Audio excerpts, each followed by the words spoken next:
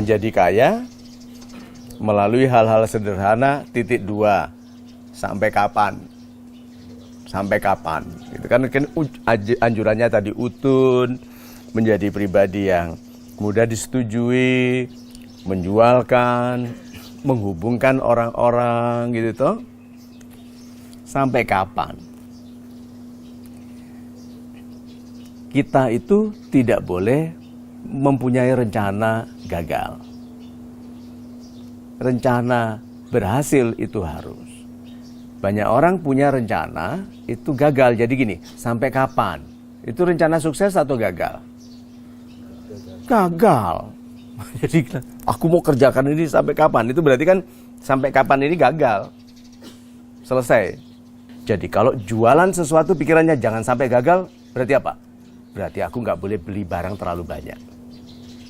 Nggak boleh stok terlalu banyak. Berarti beli barang yang paling laku dulu.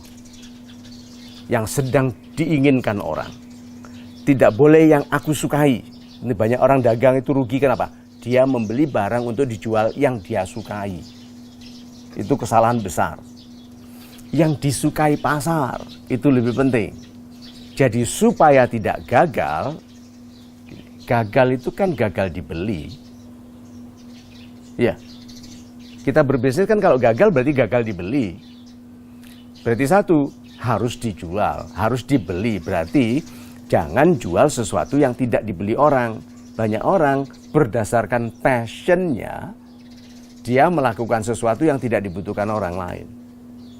Terus pertanyaannya gini, lah kapan kita bisa berbisnis berdasarkan passion? Itu di bab berikutnya. Gitu. Bab ini adalah jangan sampai gagal. Oke? Nah, berarti pertama, kalau mau jualan sesuatu, pastikan jualan sesuatu yang diinginkan, bukan dibutuhkan. Dibutuhkan itu beras. Berbisnis di situ susah sekali. Karena bisnis yang dibutuhkan, kesibukannya adalah murah-murahan. Butuh air toh? Ya, murah-murahan yang jual. Butuh kopi? Ya, murah-murahan. Tapi kalau butuh kopi enak, enggak, sudah enggak ada murah-murahan lagi. Butuh kopi berkelas, enggak ada murah-murahan lagi. Lihat itu. Makan nasi. Yang jualan nasi murah-murahan. Tapi jualan nasi lemak yang enak tidak ada murah-murahan. Berarti jualan kalau mau lebih laku jangan berdasarkan kebutuhan. Berdasarkan keinginan. Orang itu kalau ingin membayar lebih tinggi daripada kalau butuh. Tidak butuh pun kalau ingin beli. Ya toh? Lihat orang pakai baju itu, aku kepengen gitu. Bajunya kelihatan kalau orang pakai kan bisa ramping gitu, keren.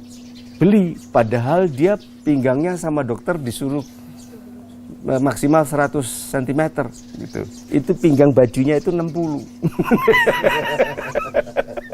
Berarti dia beli berdasarkan keinginan. Banyak loh orang beli berdasarkan keinginan. Jadi kalau gitu, supaya tidak gagal, Anda berbisnis kebutuhan atau berbisnis keinginan? Berbisnis keinginan.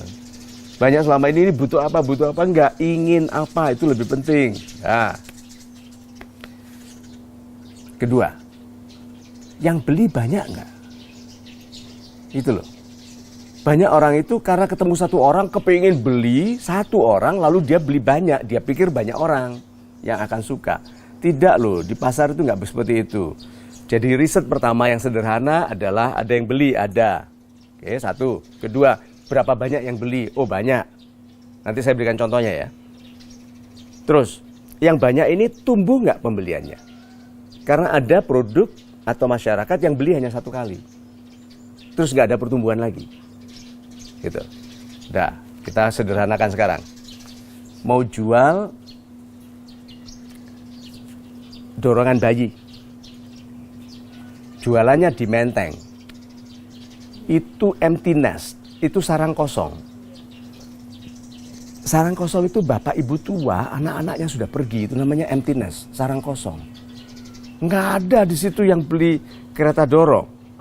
Yuk pergi ke Cinere. Pergi ke rumah-rumah kecil dan medium. Keluarga baru toh. Caranya apa? Lihat anak kecil-kecil main-main di depan rumah. Ini berarti anak pertama atau kedua dan bakal ada anak ketiga. Terutama yang 3 anaknya perempuan semua, kan nyari anak laki. Bakal punya lagi nih gitu. Berarti sebar brosur, itu kasih pamflet, datang ke arisan di wilayah itu. Ada yang beli banyak. Tumbuh, iya, keluarga ini masih keluarga kecil, tumbuh. Berarti bahkan titip barang di minimarket di situ untuk kereta dorong kita potensial. Bahkan kontrak, garasi, jual barang-barang untuk anak-anak. Tuh. Bisnis itu seperti itu mikirnya, bukan hanya karena passionnya. Gitu kan. Dia passionnya teknologi. Ini passionnya teknologi. Dia menciptakan alat pencabut gigi kecepatan tinggi. Ini passion dia. Wah, dia invest uang warisan dari orang tua. Cari istri kaya, meminta uangnya, invest buat alat pencabut gigi kecepatan tinggi. Jadi kalau demo itu orang ditempelin tek itu, teret, habis. Gitu, nah yang beli siapa? Itu loh, banyak orang berbisnis di awal, jangan passion-passionan. Your passion is to be rich. Passion pertamanya mau jadi orang kaya, itu aja dulu. Ditanamkan itu. Bahkan waktu saya bicara ini belum ada passion itu. Belum ada. Baru bisa gini, boleh nggak ya? Bisa nggak ya? Pantas nggak ya? Belum ada passion toh? Masih apa? Penderitaan dari kegagalan masa lalu mencegahku menginginkan untuk jadi orang kaya. Gua tuh gak bisa diginiin. Ayo, tuh waktu saya bilang your first passion adalah jadi orang kaya. Itu ya itu dulu. Itu dulu diniati. Sampai kapan? Diganti dengan jangan sampai gagal. Karena kalau kita berbisnis pertanyaannya sampai kapan, itu sudah memberi batas waktu secara mental. Kalau jangan sampai gagal, lakukan segala sesuatu untuk memastikan satu, dibeli dengan harga yang baik, dibeli dengan harga yang menyisakan keuntungan yang baik, dibeli terus.